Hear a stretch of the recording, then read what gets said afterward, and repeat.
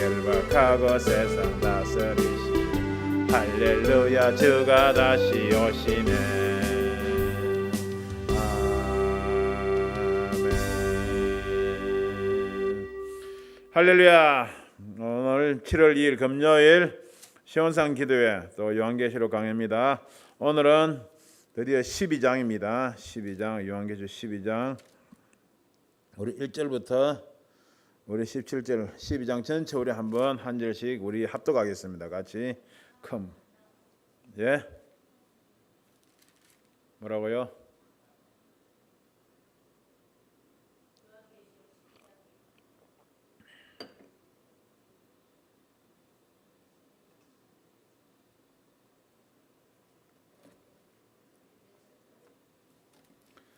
(12장) 전체 우리 한번 읽어보겠습니다. 12장 전체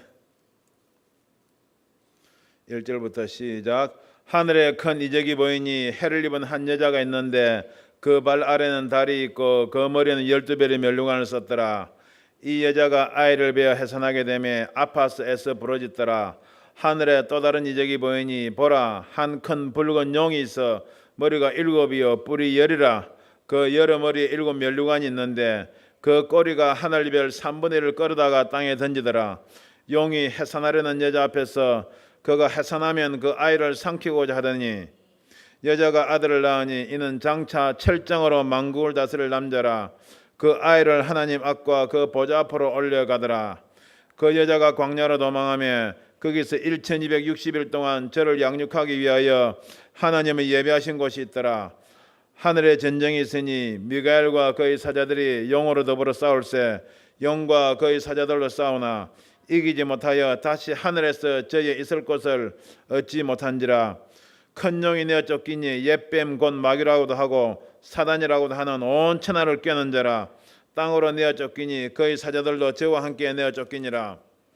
내가 또 들으니 하늘에 큰 음성에서 가로되 이제 우리 하나님의 구원과 능력과 나라와 또 그의 그리스도의 권세가 이루었으니 우리 형제들을 참사하던 자 곧 우리 하나님 앞에서 밤낮 참사하던 자가 쫓겨났고 또 여러 형제가 어린 양의 피와 자기의 증거하는 말을 인하여 저를 이기었으니 그들은 죽기까지 자기 생명을 아끼지 아니하였도다. 그러므로 하늘과 그 가운데 가는 자들은 즐거워하라. 그러나 땅과 바다는 화 있을진저 이는 마귀가 자기의 때가 얼마 못된 줄을 알므로 크게 분내어 너희에게 내려갔음이라 하더라. 용이 자기가 땅으로 내어 쫓긴 것을 보고 남자를 낳은 여자를 핍박하는지라. 그 여자가 큰 독수리의 2 날개를 받아 광야 자기 곳으로 날아가 거기서 그 뱀의 낯을 피하여 한 때와 2 때와 반 때를 양육받으며 여자의 뒤에서 뱀이 그 입으로 물을 강같이 토하여 여자를 물에 떠내려가게 하려 하되 땅이 여자를 도와 그 입을 벌려 용의 입에서 토한 강물을 삼키니 용이 여자에게 분노하여 돌아가서 그 여자의 남은 자손 곧 하나님의 계명을 지키며 예수의 증거를 가진 자들로 더불어 싸우려고 바다 모래 위에 섰더라. 아멘.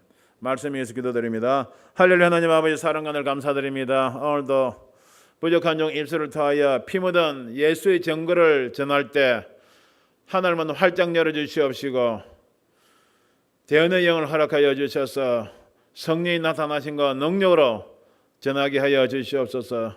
세상 지식이나 지혜의 말이 아니라 위로부터 내려오는 지혜와 지식의 말씀, 이 땅을 향한 이 세상을 향한 주님의 뜻을 전하는데 부족함이 없게 하여 주시옵소서.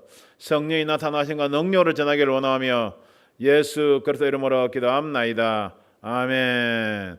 할렐루야. 할렐루야. 오늘은 요한계시록 12장입니다. 이제 요한계시록 22장 중에 이제 우리가 반을 넘어서고 있습니다. 할렐루야.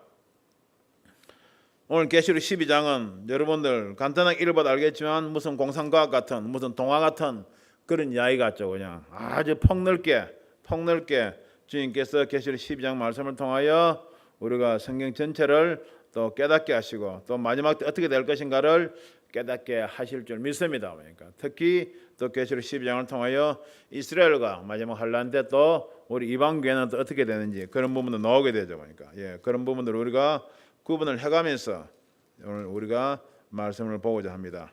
먼저 하늘에 큰 이적이 보이니 해를 입은 한 여자가 있는데 그 발 아래는 달이 있고 그 머리에는 12벌의 면류관을 썼더라 했습니다. 하늘의 큰 이적입니다. 하늘의 큰 이적이죠. 그러니까 우리가 보통 해석을 할 때 이것을 그냥 우리가 어떤 영적인 해석을 하고 문자적 해석을 하고 하는데 하늘의 큰 이적이것은 정말 하늘의 큰 이적이 보이는 것이죠.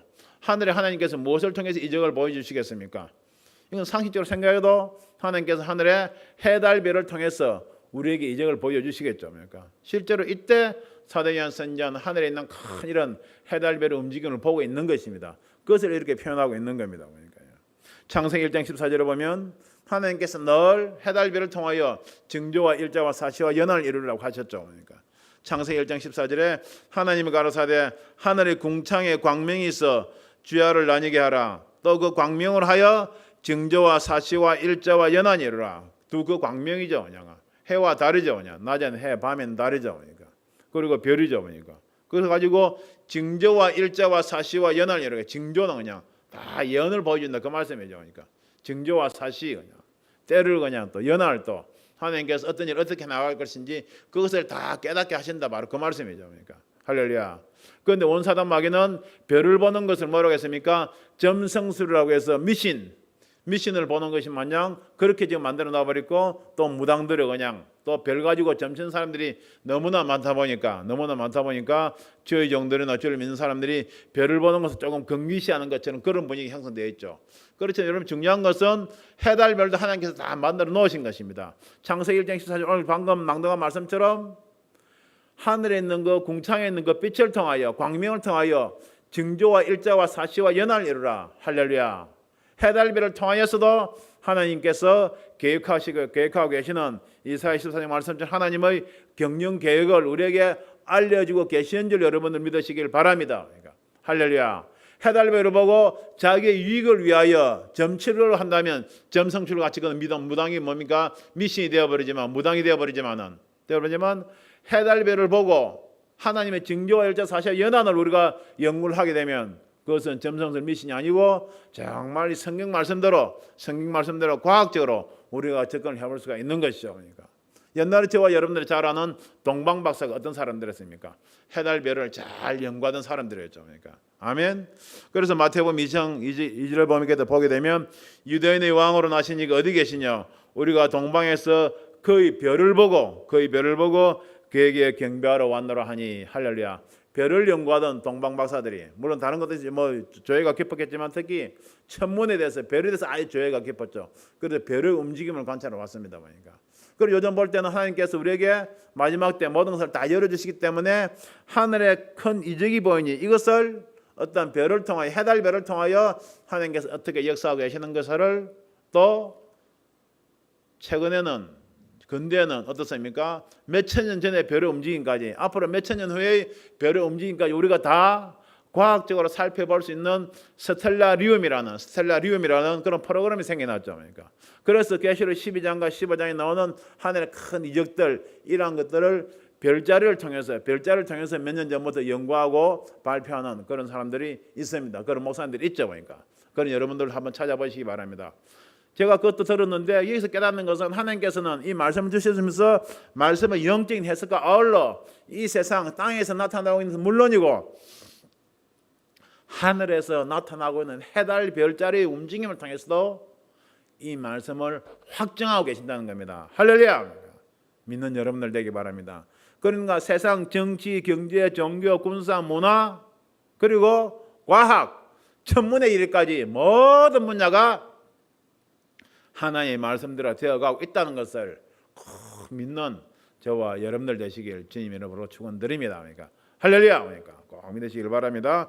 그리고 스텔라리움 그 프로그램을 통해서 요한계시록 12장과 15장 해석해 놓은 것들 꼭 찾아서 여러분들 한번 꼭 들어보시길 제가 권면을 드립니다. 그러니까 이적이 보인다 그래서 이적은 보통 성경에서 구약 시대에 하나님께서 베푸신 놀라운 역사를 성경 이적이라고 그랬죠. 그러니까 여기에 짝이 되는 표현으로 표적이라는 말도 있습니다.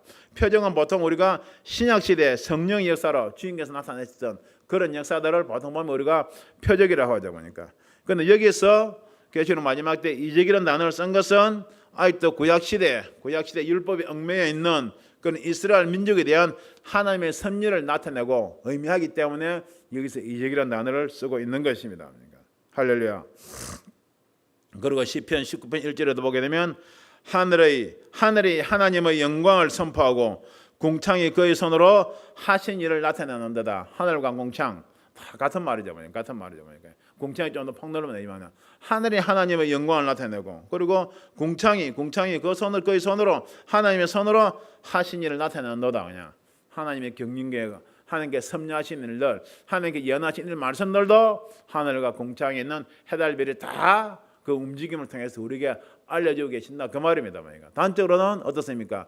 계기 일식이라든지 월식이라든지 그런 걸 통해서도 우리가 표현을 해주시지만은 별자리를 통해서도 꼭 여러분들 이러한 말씀을 확정하고 있다는 것을 깨닫고 믿고 나아가는 여러분들 되시기를 바랍니다. 그래서 창세기 1장 14절에 보면 아까 말씀드렸죠. 보니까 궁창에 그 광명이 있어 그 광명으로 하여금 증거와 사시와 일자와 연한 일을 얼마나 깊은 말씀입니까? 얼마나 광대한 말씀입니까? 할렐루야. 이 말씀을 그대로 한 번 더 읽겠습니다. 시편 19편 1절 말씀에 하늘이 하나님의 영광을 선포하고 궁창이 그의 손으로 하신 일을 나타낸다. 할렐루야.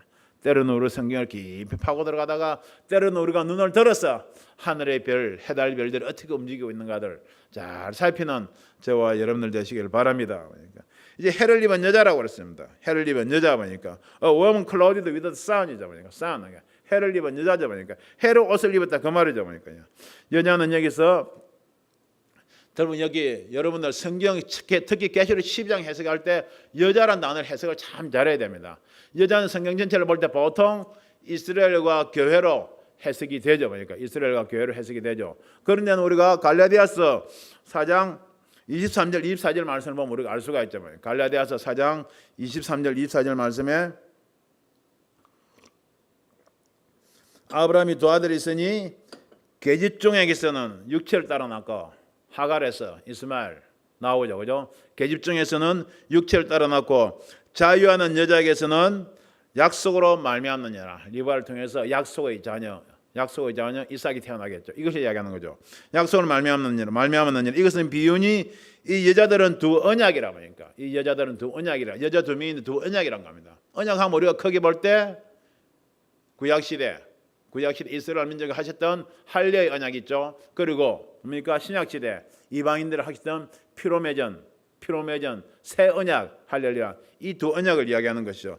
이 여자들은 두 언약이라. 오직 위에 있는 예루살렘은 자유자니 곧 우리 어머니라. 그러니까 핵심은 여자들은 두 언약인 겁니다. 그러니까 여자들은 두 언약 중에 할례 언약을 의미하는 이스라엘 민족을 나타내기도 하고 또 어떤 때는 또 새 언약을 주님의 피로 맺은 새 언약을 의미하는 또 이방 교회들을 의미하기도 합니다. 그러니까 그래서 오늘 여기서 말하는 여자가 이스라엘 민족이냐 아니면 교회냐 싸울 것이 아니고 두 가지 투 트랙으로 정확하게 해석을 해나가겠습니다. 그러니까 정말 성경 말씀 오묘한 게 이 여자를 이스라엘 민족으로 해석을 해도 성경이 그대로 해석이 되고 또 여자로 해석을 뭡니까 이방 신약의 교회로 해석을 해도 성경이 그대로 해석되어 가는 것을 볼 수가 있습니다. 그러니까 그렇지만 지금 마지막 이 부분은 분명히 하나님께서 이스라엘 민족을 먼저 주 대상으로 하신 것이기 때문에 아멘. 여러분 그러니까 성경 해석을 하실 때는 우선순위를 잘 정하셔가지고 해석을 하셔야 됩니다. 첫째 먼저 문자적인 육적인 의미는 먼저 여자는 이스라엘 민족을 먼저 해석을 하고 해석을 하고 난 다음에 그 다음에 두 번째로는 여자가 바로 지금의 교회를 의미하는 영적인 해석을 제가 덧붙여 나가도록 하겠습니다. 그러니까 거기에 대해서 투트랙으로 해석해 나갈 테니까 여러분 오해 없으시길 바랍니다. 그러니까 해를 입은 여자는 첫째 여자는 성경에서 이스라엘 민족을 의미하죠. 창세기 3장 15절 말씀처럼 그러니까 그죠? 너로 여자의 원수 너희 후손과 여자의 후손이 원수가 되게 하고 하면서 그때 주님의 후손으로 여자들이 놓을 것을 이야기하고 있지 않습니까? 바로 그 부분들이죠. 그러니까 그리고 여자성 이스라엘 민족하고 의미하고 또 교회를 의미하게 되죠. 이스라엘 민족 즉 태양을 입었다는 것은 이스라엘이 하나님께 선택받은 민족으로서 받는 영광하는 고난과 시련이 있죠. 그러니까 그것을 의미하게 되죠. 그러니까 하나님께 선택한 민족으로서 구약시대를 이끌어 놓으면서 그리고 지금 신약시대에서 고난을 받고 있는 그런 이스라엘 민족을 의미하죠. 그리고 선민으로서 인간 경쟁이 모델이 되어 겪은 과정을 전체적으로 해를 입었다고 표현을 하고 있는 것입니다. 두 번째로는 영적으로 진리의 말씀을 가지고 예수 그리스도 복음을 받아들여서 주님 앞으로 나온 이방 교회들을 신약 시대 교회들을 의미하는 것입니다. 그러니까 이렇게 여러분 해석을 해가지고 나가겠습니다. 해를 입은 여자가 있는데 그 발 아래는 달이 있고 그랬습니다. 그 발 아래는 달이 있고 첫째 이스라엘 해석할 때는 이스라엘이 하나님의 섭리로 전 세계에 구원의 빛을 비췄단 말이죠. 그러니까 하나님 그죠? 복음이 바로 예수 그리스도 복음이 아니고 하나님 진리의 하나님 그분이 이스라엘 민족을 통해서 전 세계로 다 비춰진 것이죠. 그러니까 그리고 달이 해의 빛을 받아 세상에 비춰주듯이 이스라엘 통해 구원의 빛을 세상에 비춰줬다는 말입니다. 즉 이스라엘 통해 구세주가 나셨고 이스라엘 통해 구원의 섭리가 온 세상으로 퍼져나갔을 의미하죠. 그러니까 시편 89편 37절 말씀에 보게 되면 다윗에게 언약을 주셨죠. 그러니까 그 후손이 장구하고 그 위는 해같이 내 앞에 항상 있으며 또 공창이 확실한 증인 달같이 영원히 경고케 되리라 하셨다다. 그러니까 하나님께서 이스라엘 주신 그 언약은 영원한 언약이죠. 영원 언약이죠. 그러니까 이스라엘 유대인들이 그냥 유대인들이 주님을 십자가에 못 박았다고 하여 그 언약이 완전히 출세한 것이 아니죠. 그러니까 다시 천년대환란 속죄제를 통하여 하나님께서 그 언약을 회복하실 날을 지금 기다리고 있는 것이죠. 그러니까 그 다음에 해를 반사한 달은 그 진리의 말씀을 받아서 지금 신약시대 이 땅에 전하고 있는 교회들 그리고 주의 성도들을 주의 백성들을 의미하는 것이죠. 그러니까 여기서 우리가 크게 볼 때 두 여자에 대해서는 야곱의 아내였던 레아와 라헬을 여러분 알 수가 있습니다. 그러니까 여기서 우리가 여자 두 언약의 의미를 깨달을 수가 있는데 어떻습니까? 야곱이 라헬을 먼저 사랑했죠. 그러니까 라헬을 먼저 사랑했습니다. 그렇지만 법적으로는 레아가 야곱의 첫 부인으로 나오게 되죠. 그러니까 이것이 바로 유대인과 이방인의 관계에 그대로 일치가 되는 것입니다. 그러니까 할렐루야. 그러니까 저와 여러분들은 야곱, 즉 주님이 먼저 사랑한 그런 아내로 우리가 나아가고 싶죠. 그러니까 그렇지만 법적으로는 먼저 하나님의 선민을 받은 민족이라고 이스라엘이 나오고 있는 것입니다. 이삭이 나오고 있는 것입니다. 그러니까 이것이 바로 두 여자를 바로 레아와 라헬을 통해서 하나님께서 두 언약의 그런 속성을 그런 본 뜻을 하나님께서 이렇게 우리에게 비유적으로 깨닫게 하고 계시는 줄 믿습니다. 그러니까 할렐루야. 그러니까 그리고 그 머리는 이제 12배의 면류관을 썼더라. 그래서 12배의 면류관을 썼더라. 그러니까 이건 이스라엘을 허락하신 하나님의 영광이죠. 그리고 12지파로부터 바다의 모래같이 하늘이 별같이 번성되어 나온 이스라엘 민족의 영광을 의미하는 겁니다. 번성을 의미하죠. 그리고 진리의 말씀으로 사명을 감당하고 있는 이 땅에 있는 교회들이 받고 교회들이 가지고 있는 그런 영광이죠. 그러니까 그것을 그 머리에는 12배의 면류관을 썼더라라고 표현을 하고 있는 것입니다. 12장 2절입니다. 이제 이 여자가 아이를 비해 해산하게 되면 아파서 애써 부러졌더라. 그러니까 여자가 아이를 비해 해산하게 되면 아파서 애써 부러졌더라. 그러니까 여자, 즉 이스라엘 민족에게서 주님이 탄생하신 예수님이 탄생하신 것을 우리가 쉽게 알 수가 있죠. 그러니까 그리고 영적으로 해석하다 보면 우리가 이 땅의 신약교 교회들이 주의 영들과 주의 백성들을 많이 양육하고 생산하고 있지 않습니까? 저 여러분 아시겠지만은 주님 앞으로 나와서 우리가 온전한 모습을 우리들 믿음의 분량이 자라나기까지 얼마나 우리가 애쓰고 땀 흘리면서 우리가 신앙생활을 하고 있습니까? 그러니까 어떻게 보면 이스라엘 백성들이 광야 생활 40년 동안 겪었던 그 못지않게 저와 여러분 은혜 가운데 있지만 은혜 가운데서 우리가 세상의 여러 가지 미혹과 유혹을 물리치면서 하나님의 자녀로 주님의 자녀로 올곧게 성장하기 위해서 우리가 애를 쓰고 있지 않습니까? 또 그것을 그대로 이거 반영하고 있는 말씀을 우리가 보는 것이죠. 그러니까 아파스에서 부러졌더라 그랬습니다. 이것은 과거 이스라엘의 구세주가 오실 때까지 당한 모든 고난과 앞으로 일어날 7년 환란 가운데서 그 고난 가운데 이스라엘 민족이 예수 그리스도를 영접하여 구원에 이르기까지 받을 고난을 해산의 고통에 비유하고 있는 것입니다. 그러니까 즉 이스라엘 민족이 주님을 십자가에 못 박았지만은 다시 7년 대환란 들어가서 이제 환란 가운데 자기들이 죄를 깨닫고 통해 자복하고 회심하고 나오면서 많은 고난 가운데 유대인들로 많은 순교 가운데 두 정인들의 순교를 비롯하여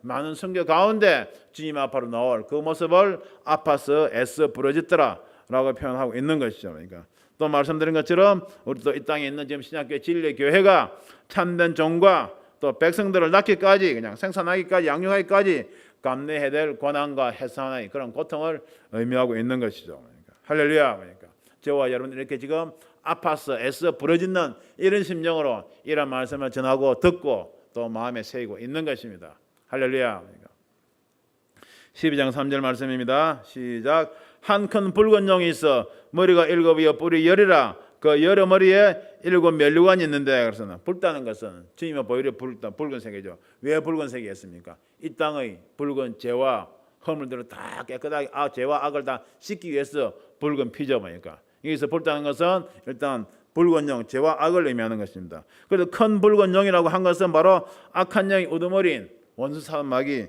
바로 루시퍼와 일치되는 그런 용을 의미하는 것이죠. 그러니까 계시록 10장 1절 3절에도 용을 잡으니 곧 옛뱀이요 마귀요 사단이라고 했습니다. 옛뱀, 마귀, 사단, 바로 용을 의미하는 것이죠. 일체가 되는 것을 그대로 말하는 것이죠.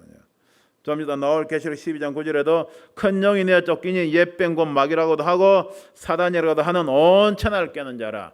용, 사단, 마귀 이렇게 일치된 것으로 나오고 있는 것입니다. 성부, 성자, 성령 하나님 일치된 모습으로 나오듯이, 그리고 원사단 마귀가 하는 것은 하나님께서 만들어 놓으신 그 질서와 섭리를 그대로 다 뺏겨가지고 자기 것을 자꾸 만들면서 자기 것을 하려고 하는 것이요. 그러니까 그리고 원사단 마귀가 하는 것은 하나님이 하시는 그 모습을 그대로 흉내만 내고 있는 겁니다. 창의적이고 새로운 것은 창조하는 것은 하나도 없어요. 원사단 마귀가 하는 것은 전부 다 하나님이 해놓으신 걸 전부 다 자기가 다 가지고 와가지고 자기가 좀 쓰는 거예요. 그러니까 7 무지개 해놓으니까 그냥 동성애들 가지고 와서 자기들까지 다 쓰고 있거든. 7 별 하니까 저 불교에서도 그냥 칠성당해서 가지고 와서 다 쓰고. 그러니까 그리고 우상들에 쓰고 있는 것은 모든 것이 성경의 그 오리진 다 근거가 있고 본래 원천 뿌리가 다 성경에 있는 것입니다. 그러니까 할렐루야. 그래서 세상 모든 그냥 종교의 뿌리가 다 성경에 있는 것이지 않습니까? 할렐루야. 그러니까 머리가 7이요 뿔이 10이라고 그랬습니다. 머리가 7이라는 것은 이 큰 붉은 용이 마지막 때 나타난 것이 아니고 처음부터 있었죠. 그러니까 처음부터 아담과 하와가 타락할 때부터 있었죠. 그러니까 그때부터 타락한 이후에 이 세상을 지배해온 제국의 왕들을 표현한 것입니다. 제국의 나라들을 표현한 것이죠. 어떤 나라였습니까? 애굽, 아스로, 바벨론, 그 다음에 페르시아, 헬라, 로마. 그죠? 로마는 신성 로마 제국도 들어가 있죠. 보니까 가장 무슨 신성 로마 제국, 교황권과 황제권이 통일되었던 신성 로마 제국. 그리고 마지막 지금 이 땅에 나타나고 있을 뭡니까? 세계 단일 정부. 바로 그것을 그대로 의미하고 있는 것이죠. 그것을 통틀어서 머리가 7이라고 표현하고 있는 것입니다. 그 다음에 뿔이 10이라고 한 것은 다니엘 7장 24절 말씀처럼 그 10뿔은 이 나라에서 일어날 10왕이요 하고, 성경 보면 늘 뿔은 권세하고 또 왕을 의미하겠죠. 다니엘 7장 24절 그 10뿔은 이 나라에서 일어날 10왕이라고 그랬습니다. 그러니까 7 머리는 세상 역사를 주관해 오는 그 용이 뒤에서 주관하고 있는 이 땅을 지배했던 그런 제국들을 의미하는 것이고, 7 그 다음에 뿔이 10 뿔이 10이라고 한 것은 또 마지막 때 이 세상을 다스릴 10왕들 10나라들의 지도자를 의미하는 것이죠.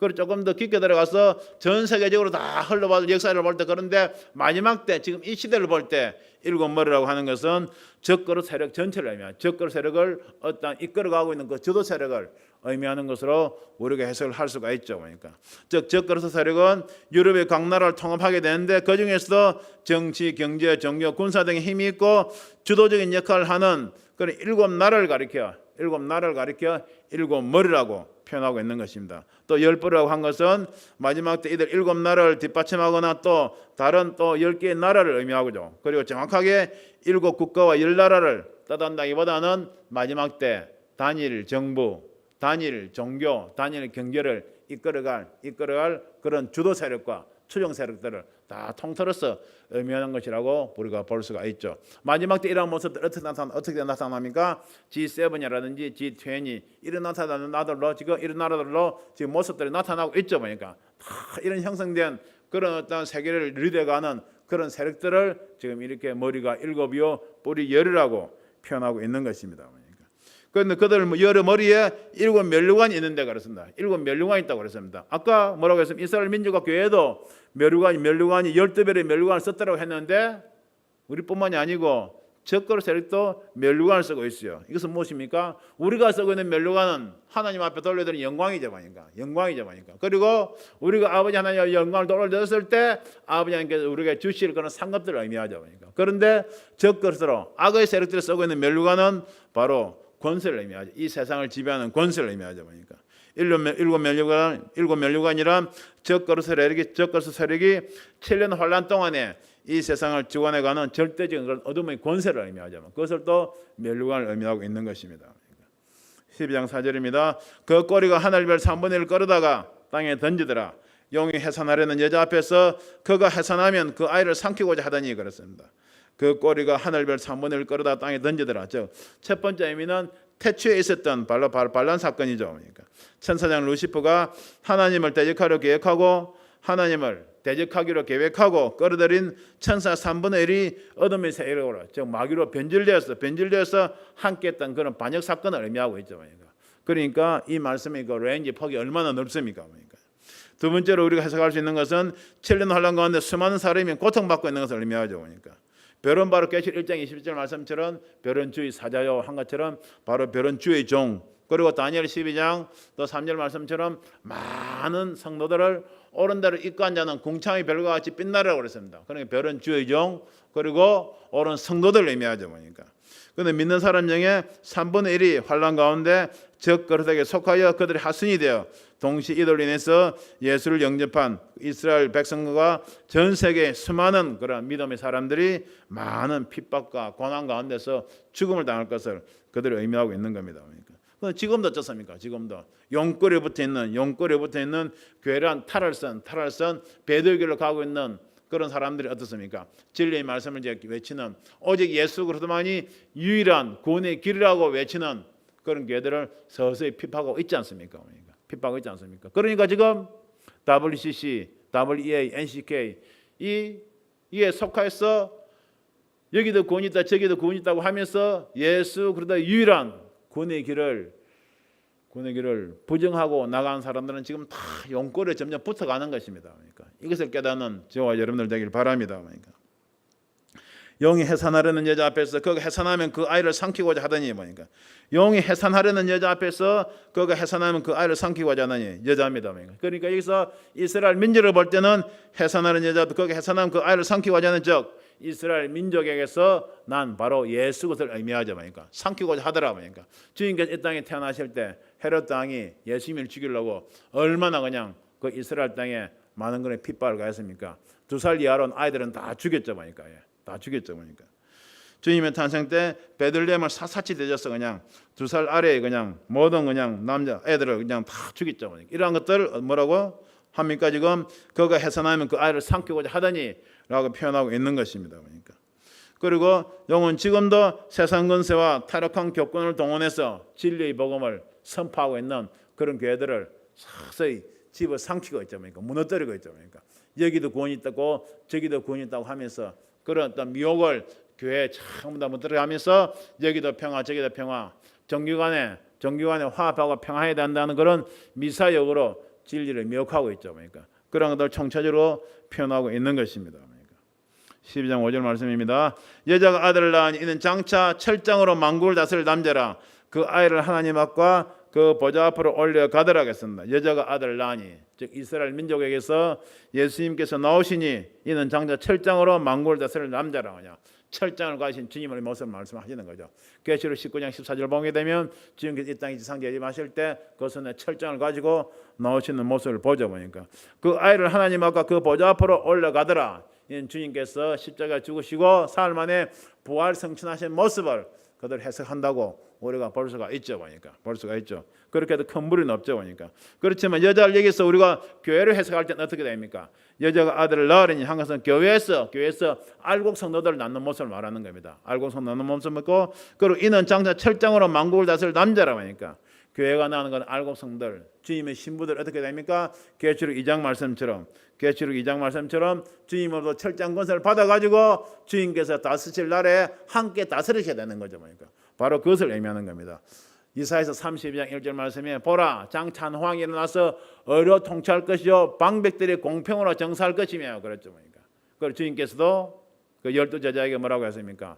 내가 이스라엘 지파를 심판할 때 너희가 나와 같이 앉으라고 그랬죠. 그러니까 그리고 계시록 2장 26절 27절 보게 되면 계시록 2장 26절 27절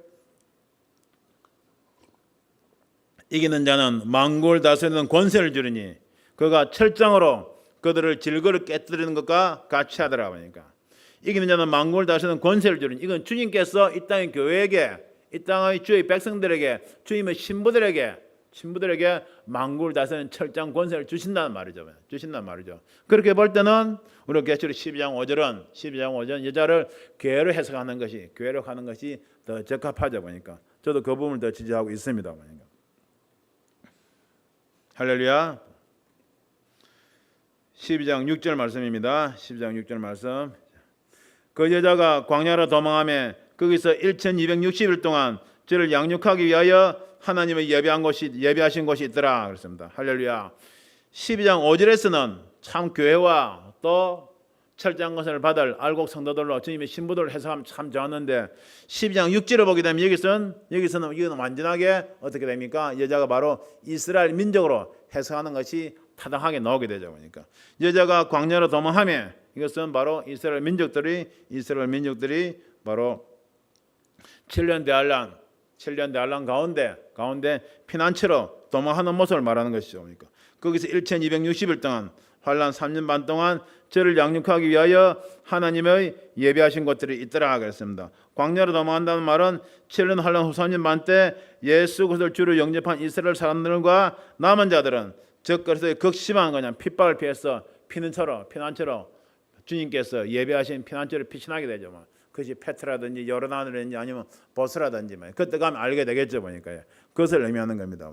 1260이라는 것은 바로 3년 반을 피하게 되는 거죠. 그러니까 이때 어떤 시기가 국제적으로 정치적으로 이때 어떤 시기인가 하면 중동전쟁과 함께 7년 평화제약으로 즉 그리스도가 예루살렘 성전의 회복을 약속함으로 이스라엘은 미혹에 속아서 즉 그리스도를 반기며 적극적으로 협력하게 됩니다. 그러니까 그러나 즉 그리스도가 세워진 성전 속에 짐승 우상이 선 것을 보고 이스라엘 민족들은 그제서야 자신들이 속은 것을 깨닫고 적 그리스도에 힘써 대항하게 되자 보니까 자기들이 그렇게 미혹당해서 따랐던 적 그리스도가 자기들이 그렇게 기다렸던 메시아가 아니라는 것을 그때서 깨닫고 나오게 되자 보니까 이때는 계시록 11장에서 말씀드렸던 두 정인의 외침이 큰 효과가 영향력을 발휘했던 것이죠. 그러니까 긴가민가 하고 있다가 제3성전에 짐승의 우상이 선 것을 보고 유대인들이 그냥 아하 하고 깨닫고 나오게 되는 것이죠. 그러니까 또한 자신들의 조상이 못 박아준 예수 그리스도가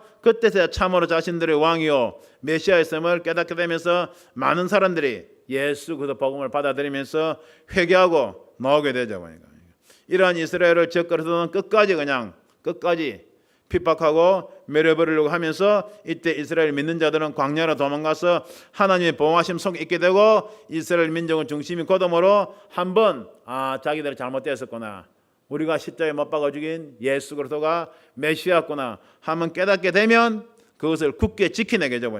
많은 고난을 견디면서도 마지막 7년 대환란 가운데서는 최후까지 주님의 이름을 부인하지 않으므로 환란 가운데서도 구원에 이르는 유대인들이 많이 나오게 되죠. 보니까 이것이 바로 계시록 7장에서 말씀드린 것처럼 손에 종려나무 가지를 들고 무사 많은 무리들이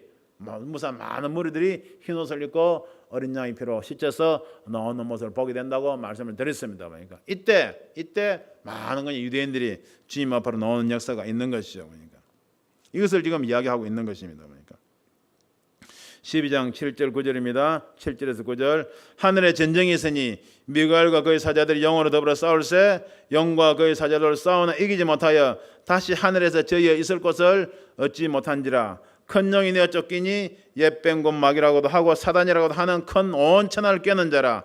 땅으로 내어 쫓기니 그의 사자들도 저와 함께 내어 쫓기니라 그랬습니다. 하늘에 전쟁이 있다고 그랬습니다. 하늘의 전쟁 바로 둘째 하늘에서 천사와 악한 영들과의 싸움이죠. 그러니까 쉽게 말해서 마지막 나팔 소리와 함께 주님이 알고 갔던 신부들이 하늘로 올라간 다음에는 그나마 공중권을 잡고 있던 악한 영들, 원사님 악한 영들이 이 땅으로 이제 내어 쫓기는 겁니다. 보니까 큰 영이 내어 쫓기니 했습니다.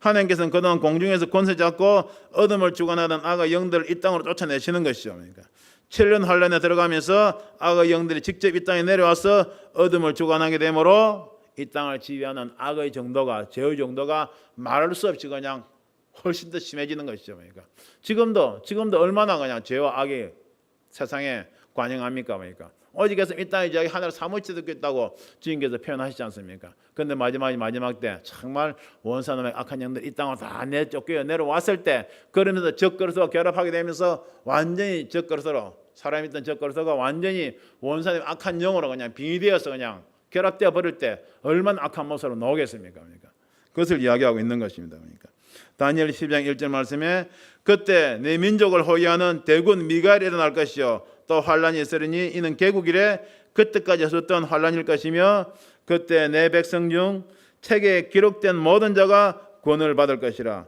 개국일에 그때까지 없었던 환란일 것이며 원사담 악한 영들이 이 땅으로 다 내쫓겨 내려왔을 때 그런 큰 환란이 일어날 것을 이야기하고 있는 겁니다. 원사담 악한 영들 루시퍼 용들이 처음에 셋째 하늘에서 하나님의 보좌를 보좌하고 있던 그런 천사장이었죠. 그러니까 그러다가 반역 사건을 일으키면 해서 셋째 하늘 천국에서 둘째 하늘로 어둠의 공간으로 쫓겨났죠. 그러니까 근데 여기 또 땅으로 쫓긴단 말은 둘째 하늘 공중권세를 잡고 있다가 이제는 마지막 때 땅으로 내어 쫓긴다는 것입니다. 그것을 이야기하는 것이죠. 이사야서 14장 12절부터 보게 되면 너 아침의 아들 계명성이여 어찌 그리 하늘에서 떨어졌으며 땅에 찍혔는고. 그러니까 셋째 하늘에서 둘째 하늘로 둘째 하늘에서 이 첫째 하늘 지구 땅으로 쫓겨내려온 그런 모습이죠. 그러니까 점점 그리고 그 다음에 어떻게 됩니까? 원사담이 악한 용들이 어떻게 해요? 불못으로 유황못으로 무지경으로 더 깊은 지옥으로 떨어져 내려갈 것이 예정되어 있는 것이죠. 그러니까 계시록 12장 이제 10절입니다. 내가 또 들으니 하늘에 큰 음성이 있어 가로되 이제 우리 하나님의 구원과 능력과 나라와 또 그의 그리스도의 권세가 이루었으니 할렐루야. 그러니까 원사님 악한 영들 공중에 쫓겨나고 난 다음에 하늘에서 천사들이 큰 음성을 이야기하는 겁니다. 이제 우리 하나님의 구원과 능력과 나라와 또 그의 그리스도의 권세가 이루었으니 할렐루야. 인간 경쟁자가 6,000년 역사를 통해서 원사단 마귀에 허락하시던 권세가 이제 그 기간이 끝나가면서 예수 그리스도의 나라가 임할 때가 되었다는 것을 이제 선포하고 있는 것입니다. 할렐루야. 할렐루야. 그러니까 제가 지난 시간에 제가 말씀드렸지 않습니까? 계시록 11장 강의하면서 세상 나라가 우리 주와 그 그리스도의 나라가 되어 그가 세세토록 왕노릇 하리라. 그러니까 할렐루야. 그것은 어떤 모습인가? 이사야 11장도 그렇고 스가랴서 14장 9절도 통했고 성경의 믿음의 선전들과 선배했던 많은 주님께서 친히 다스리신 나라의 모습을 한 시간 동안 말씀드렸지 않습니까? 할렐루야. 저와 여러분들 그런 말씀을 마음에 새기고 소망으로 삼고 이 세상을 이겨나가시길 주님의 이름으로 축복합니다. 그러니까 할렐루야. 그러니까 지금 그것을 선포하고 있는 겁니다. 그러니까 이제 우리 하나님의 구원과 능력과 나라와 또 그의 그리스도의 권세가 이루었다. 그러니까 할렐루야. 할렐루야. 그러니까 우리 형제들 참사하던 자 곧 우리 하나님 앞에서 밤낮 참사하던 자가 쫓겨났고 그러니까 우리 형제들 참사하던 자 원사담이 악한 영이죠. 원사담이 악한 영들이죠. 우리 하나님 앞 밤낮 참사하던 자 밤낮 참사했다고 성경 기록하고 있지만 어느 기간 전 참사했습니까? 아담과 하와가 타락할 때보다 참사했지 않습니까? 그때도 참사해가지고 마지막 때 무지경 유황불문에서 떨어질 때까지 참사하고 있는 거예요. 쉽게 말해서 6,000년 동안 참사하고 있는 것입니다. 그러니까 왜 하나님께서 그것을 허락하시겠습니까? 원수 사단 마귀의 참수에도 불구하고 원수 마귀의 참수와 그 미혹에 넘어가지 아니하고 오직 하나님만 바라보고 예수님만 바라보고 나오는 참자녀들 다 같이 해보시겠습니다. 하나님의 참자녀. 할렐루야. 하나님의 참자녀를 얻기 위하여 하나님께서는 장장 6,000년 동안 원사단 마귀가 우리 사람들을 미혹하고 참사할 것을 허락하셨던 것입니다. 그러니까 얼마나 놀랍습니까? 두려워 말라. 난 너희 하나님 여호와니라. 놀라지 말라. 그냥 내가 너와 함께 하느니라. 내가 너와 함께 함이니까.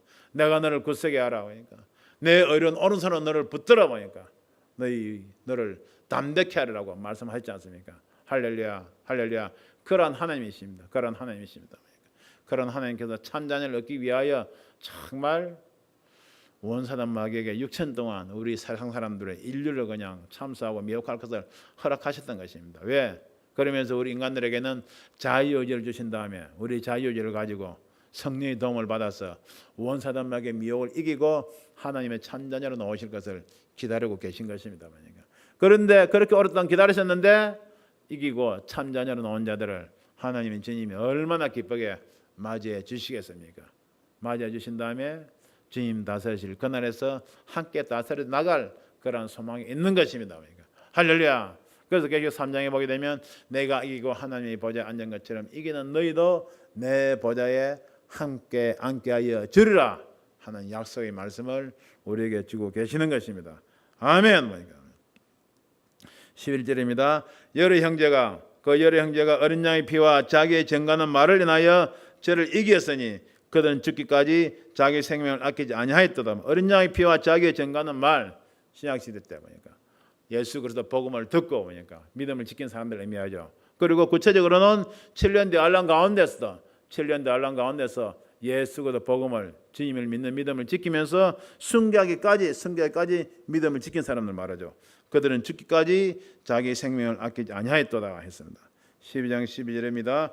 그러므로 하늘과 그 가운데 가는 자들은 즐거워하라. 그러나 땅과 바다는 화있을진저 이는 마귀가 자기 때가 얼마 못된 줄 알므로 크게 번뇌어 너희에게 내려갔음이라 하더라. 그러면 하늘과 그 가운데 가는 자들은 이 땅에는 참혹한 7년대 알란 심판이 임하고 있는 겁니다. 그런데 하늘에 가는 자는 즐거워하라. 이 땅에 7년대 알란 심판이 일어나고 있을 때 내려오고 있을 때 하늘에서 어떤 일이 있습니까? 말씀드렸지 않습니까? 어린 양의 7년 혼인잔치가 있죠. 그러니까 거기에 참여하고 있는 주님의 신부들을 비롯하여 하늘의 백성들은 즐거워하라는 말이죠. 그러니까 즐거워하는데 땅과 바다는 화있을자 그때까지도 이 땅에 그런 심판 가운데서도 예수 그리스도를 믿지 아니하고 악을 바라고 있는 이 땅에 있는 하나님을 대적하는 그런 사람들은 화가 있다. 바로 그것을 이야기하고 있는 것이죠. 이는 마귀가 자기의 때가 얼마 못된 줄 알므로 그냥 마귀가 자기의 때가 얼마 못된 줄 알므로 그러니까 자기의 때 알지 않습니까, 여러분들? 마태복음 25장 41절에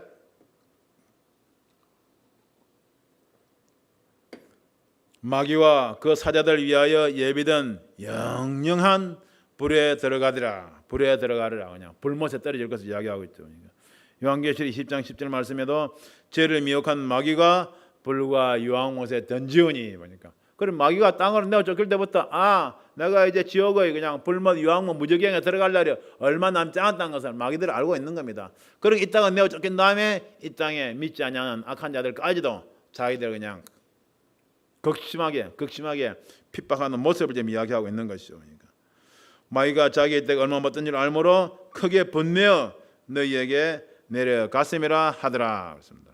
13절입니다.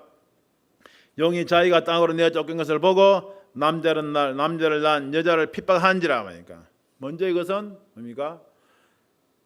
자기가 땅으로 내어 쫓긴 것을 보고 남자를 난 여자를 핍박한지라. 그러니까 이스라엘 백성들을 심하게 이제 핍박하는 모습을 이야기하는 것이죠. 그리고 이스라엘 민족뿐만이 아니고 전 세계적으로 예수 믿다가 휴거되지 못하고 이 땅에 남아있는 환란성에 남기된 그런 주의 백성들을 엄청나게 핍박하는 모습을 이야기하는 것이죠. 그러니까 예수 그리스도로 인해서 권세를 잃고 공중에서 쫓겨난 악한 영들이 즉 그리스도 내력을 통해서 이스라엘을 본격적으로 핍박하는 것을 말하죠. 그리고 환란의 막바지에 믿음을 지키는 교회들과 성도들을 심하게 이제 받게 하는 것을 이야기하는 것입니다. 그러니까 12장 14절입니다.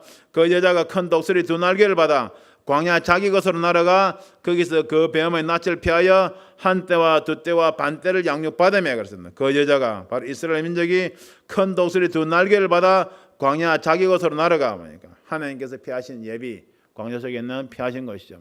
요르단이 될지 페트라가 될지 보스라가 될지 우리는 자세히 모르지만은 그 예비한 곳으로 날아가서 거기서 그 배움의 낯을 피하여 한때와 두때와 반때를 양육받으리라 보니까 이렇게 하나님께서는 피난처로 돌아오는 그런 유대인들을 보호하실 것을 이렇게 말씀하고 계시는 것이죠.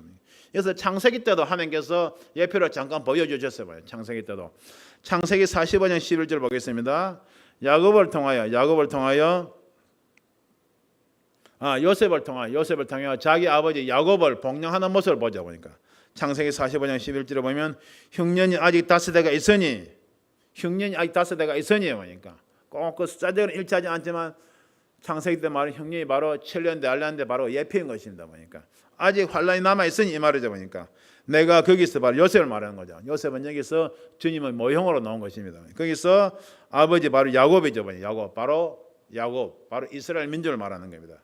야곱을 복령하리라 하는 것이죠. 그러니까 이것이 무슨 말입니까? 즉 마지막 때 7년대 알란 때도 요셉이 야곱을 자기 아버지를 봉양했듯이 바로 주님께서 바로 이스라엘 민족을 피난처로 끌어들여서 피난처로 인도하여 드려서 이제 보호해 주실 것을 말씀하고 있는 것입니다. 그래서 마태복음 24장 20절부터 보게 되면 너희의 도망하는 일이 겨울에는 안식일에 되지 않도록 기도하라. 이는 그때 큰 환란이 있겠습니다. 창세로부터 지금까지 이런 환란이 없었고 후에도 없으리라 그랬습니다. 후에도 없으리라 보니까 바로 이때를 말하는 것이죠. 그리고 마태복음 24장 16절에도 보게 되면 그때 유대인 자들은 산으로 도망할지어다. 지붕에 있는 자는 집안에 있는 물건을 가지러 내려가지 말며 밭에 있는 자는 겉옷을 가지러 뒤로 돌이키지 말지어다. 그날은 이미 뵌 자들과 그날은 아이 뵌 자들과 젖먹이는 자들에게 화가 있으리라다 보니까 피난할 때 마련해 줄 때 빨리 피하셔야지. 멈칫하게 되면 피난처로도 들어가지 못하고 적그리스도에게 잡힐 것을 이야기하고 있는 그런 모습들이죠. 그러니까 참 주님께서 지금 독수리 두 날개라는 표현이 나왔는데 주님께서는 옛날 이스라엘 백성들을 광야 때부터 독수리 두 날개로 그들을 다 보호하고 인도해 내신 모습을 우리가 알 수가 있죠. 그러니까 출애굽기 19장 4절입니다. 출애굽기 19장 4절을 보게 되면 내가 어떻게 독수리 날개로 너희를 업어서 내게로 인도하였은즉 그랬습니다. 독수리 날개로 이스라엘 백성들을 업어서 내게로 인도하여 냈다고 주님께서 말씀하고 계시는 것입니다. 독수리 날개 이란 주님께 따뜻한 그런 보호이 뭡니까? 독수리 날개 밑에 그냥 이스라엘 백성들을 보호하시는 그런 의미도 있지만은 그때가 되면 급하니까 뭐 대형 수송기 등을 통해서도 이스라엘 백성들도 실어 나올 수가 있겠죠. 그러니까 그때 가보면 알겠죠. 그러니까 할렐루야. 이제 40년 광야 생활 동안에 이스라엘 백성들 독수리 날개로 보호하셨던 이스라엘 백성을 보호하셨던 주님께서 마지막 7년 달란 때도 이스라엘 백성들 똑같이 독수리 날개로 보호하신다고 말씀하고 계시는 것입니다. 그러니까 애굽의 그 흉년을 통해서 그리고 이스라엘 백성들의 광야를 통해서 마지막 때 일어날 것을 다 보여주고 계시다는 것을 우리가 알 수가 있죠. 12장 15절 16절입니다. 여자에 대해서 뱀이 그 입으로 물을 강같이 토하여 여자를 물에 떠내려가게 하되 땅에 여자를 도와 그 입을 벌려 영어 입에서 토한 강물을 삼키니 그랬습니다. 뱀이 그 입으로 물을 강같이 토한다고 했습니다. 이것은 그 당시 그때가 될 때 어떤 국제 정치의 모습들 우리가 잠깐 생각해 보면 조금 이해가 될 수가 있죠. 그러니까 적그리스도의 세력이 전 세계를 상대로 이스라엘을 공격하면서 그냥 핍박하는 그런 이유를 만들어 가지고 이스라엘은 저거 뭐 주님 십자가에 못 박고 나쁜 걸 민족이기 때문에 없애야 된다고 대체주의 있지 않습니까? 그것을 동원해 가지고 극심하게 그냥 이스라엘 민족을 핍박하는 모습을 이유를 들이대겠죠. 그러니까 적그리스도 세력이 자신들의 행동을 정당화하면서 그렇다는 말로 전 세계를 설득하는 모습이죠. 그러니까 그리고 전 세계가 적그리스도 군대가 은신처에 숨어 있는 이스라엘을 민족을 공격하기 위해서 다양한 무기들을 동원하는 그런 모습으로 우리가 볼 수가 있죠. 그러니까 그걸 크게 우리가 해석을 하게 된다면 믿음을 지키는 교회들과 성도들에게 비진리 세상이 진리가 그때 찾아볼 수가 없죠. 그러니까 비진리로 그냥 믿는 그나마 그냥 믿음이 조금 남아 있는 그런 성도들을 다 집어삼키는 모습을 우리가 예상을 할 수가 있죠. 땅이 죄를 도와서 영어 입에서 토한 강물을 삼키니 그랬습니다.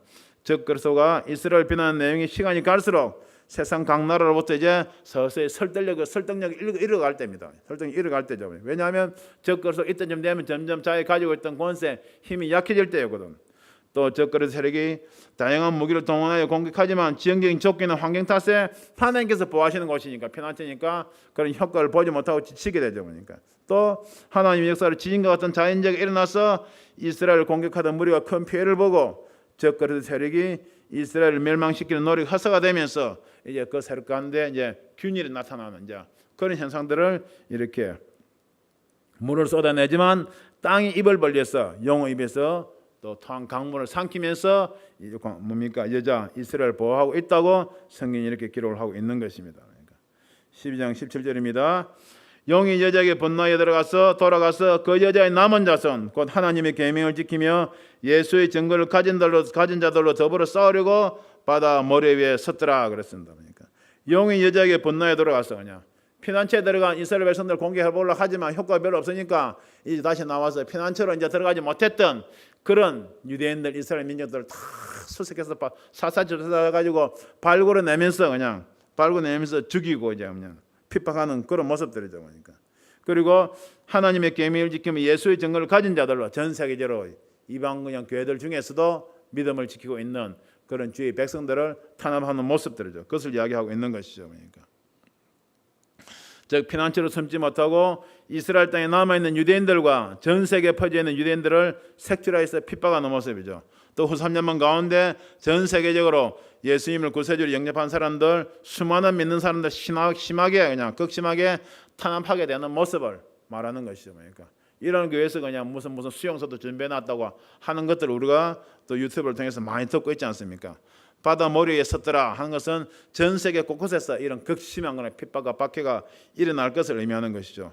이로 인해 세계 곳곳에서 순교한 사람이 엄청나게 쏟아지게 되죠. 그러니까 그리고 너무 심한 핍박과 고문을 견디지 못하고 결국 주님을 부인한 사람도 많이 나오게 되죠. 그러니까 이러한 7년 환란의 후 3년 반은 주를 믿는 자들에 대한 극심한 핍박과 탄압이 극으로 치닫게 되는 그런 상황을 이렇게 표현하고 있는 것입니다. 그러니까 할렐루야. 그러니까 이러한 극심한 이러한 정말 우리가 전하기도 어렵고 듣기도 어려운 이런 말씀을 주님께서 우리에게 주신 것은 이러한 심판의 자리에 들어가지 말라는 우리에게 경고의 말씀으로 주신 줄 여러분들 믿으시길 바랍니다. 그러니까 할렐루야.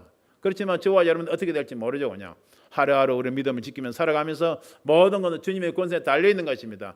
이런 말씀을 선포하는 것은 혹여나 저와 여러분들 중에 이런 자리에 들어간 자들이 나중에 있기라고 한다면 이런 말씀을 꼭 기억하시고 하나님의 증거와 예수 그리스도의 증거를 꼭 믿는 믿음을 끝까지 지키시길 주님의 이름으로 부탁을 드립니다. 어제 제가 말씀드렸지 않습니까? 마지막 때 우리가 꼭 받아야 될 7가지 복을 요한계시록 하나님께서 감춰놓으신 그 복을 어제 말씀드렸죠. 그러니까 그 중에 한 가지 복이 무슨 복이 있습니까? 자금 이후로 주 안에서 죽는 자들이 복이 있다고 그랬습니다. 할렐루야. 그게 무슨 말이었죠? 바로 이 시대 때 보면 이 시대 때 짐승과 그 유상에 경배하지 아니하고 계시록 14장 말씀이죠. 14장 15절 말씀. 짐승과 그 유상에 경배하지 아니하고 그리고 짐승의 표를 받지 아니하고 그 믿음을 지키는 자들이 복이 있다고 그랬습니다. 즉 순교한 자들이 복이 있다고 주님께서 분명하게 말씀을 하고 계시는 거죠. 이런 말씀을 꼭 지키시길 주님 이름으로 부탁을 드립니다. 그러니까. 마무리하겠습니다. 히브리서 10장 37절 39절 말씀입니다. 히브리서 10장 37, 39절 말씀. 잠시 잠깐 후면 오실 리가 오시리니 잠시 잠깐 후면 늘 성경은 잠시 잠깐 후라고 그랬어요. 주님께서도 회개하라 천국이 가까웠다고 말씀하셨죠. 보니까 저도 이제 인생 60년 넘어 살고 있지만은 지나온 시날 잠깐인 것 같죠. 보니까 잠깐인 것 같죠. 어떻게 보면 엄청나게 긴 시간이지만은 이제 6천년 세월이 지났지 않습니까? 마지막 구약 4천년 신약 2천년 우리가 마지막 끝자락 속에 우리가 살고 있지 않습니까? 그러니까. 그래서 잠시 잠깐 하면 오실리고 오시리니 지체하지 아니하시리라 보니까 지체하지 아니하시리라 보니까 이런 예언의 말씀들이 2, 3년 전부터 계속 나오고 있는데도 보니까 세상 워낙 스피드하게 살아가다 보니까 계시록 예언의 말씀이 나오더라도 보니까 우리가 한 달, 두 달, 1년만 지나도 다 잊어버리죠. 잊어버리죠. 그리고 하나님께서 오늘은 이 종에게 말씀을 주시고 내일은 저 종에게 말씀을 주시고 택한 종들에게 계속 또 새롭게 종들을 택하셔가지고 그냥 몇십 년, 2, 30년 전에 종들을 택하셔서 이런 말씀을 주셨고 지금 또 새롭게 또 그냥 종들을 택하셔가지고 또 이런 말씀을 주고 계시는 것입니다. 그러니까 계속 반복해서 이런 말씀들을 주고 계시는 것이죠. 그러니까 이게 무슨 말씀입니까? 지체하지 아니하시라는 말씀이죠. 그러니까 오직 나 여인은 믿음으로 말미암아 살리라. 할렐루야. 또한 뒤로 물러가면 내 마음에 저를 기뻐하지 아니하리라 하셨느니라. 그러니까 뒤로 물러가게 되면 이런 말씀을 듣더라도 저와 여러분들 두려워하지 아니하게 하시고 디모데후서 1장 7절 말씀처럼 내가 너에게 준 것은 두려움이 아니요 두려워하는 마음이 아니요 오히려 긍휼과 사랑과 그냥 능력이라고 하셨습니다. 할렐루야. 그러니까 우리는 뒤로 물러가 침륜에 빠질 자가 아니요 오직 영혼을 구함에 이르는 믿음을 가진 자이니라. 할렐루야. 마지막 날 발소리 올려 펼칠 때까지 예수 그리스도에 대한 믿음을 여러분들 끝까지 다 지키시고 신부로서 주님의 신부로서 단장 잘 하시고 혹이나 환난 가운데 들어가서 지금 말씀드린 계시록 11장 12장 또 이런 또 상황에 처하게 된다면 또 이런 말씀들을 기억하시면서 그 순간에도 예수의 정과 하나님 말씀을 인하여 여러분들의 생명을 믿음을 걸고 지켜나가는 생명을 걸고 믿음을 지켜나가는 저와 여러분